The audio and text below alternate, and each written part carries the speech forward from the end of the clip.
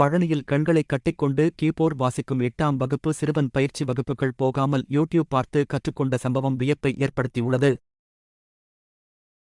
திண்டுக்கல் மாவட்டம் பழனி மதீனா நகரை சேர்ந்தவர் சிக்கந்தர் பாஷா டிக்கடை நடத்தி வரும் இவருக்கு சாகிதா என்ற மனைவியும் 10ஆம் வகுப்பு படிக்கும் மகளும் சையது கமல் என்ற 8ஆம் வகுப்பு படிக்கும் மகனும் உள்ளனர்.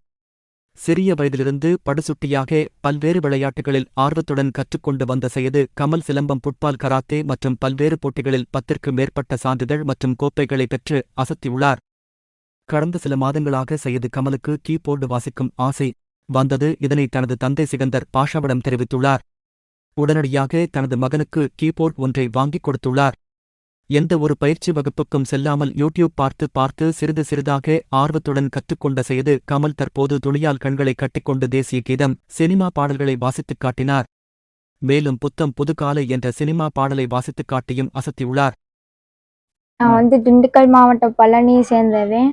கண்ணை கட்டி கீபோர்டு அடிக்க ப்ராக்டிஸ் பண்ணிட்டு இருக்கேன். சின்ன வயசுலேருந்து எனக்கு கீபோர்டு அடிக்கணும்னு ஆசை. ஆனால் கீபோர்டு கையில் அடித்து பழகினேன். அடுத்த வாட்டி என்ன பண்ண பார்த்தா கண்ணை கட்டி அடிக்கலாம் அப்படின்னு நான் முடிவெடுத்தேன். அதுக்கப்புறம் கண்ணை கட்டி எல்லா பாட்டும் இப்போ சரளமாக அடிக்கிறேன். சிலம்பத்துலேயும் எல்லா ஃபுட்பாலையும் மேட்சுகளை எல்லாமே நான்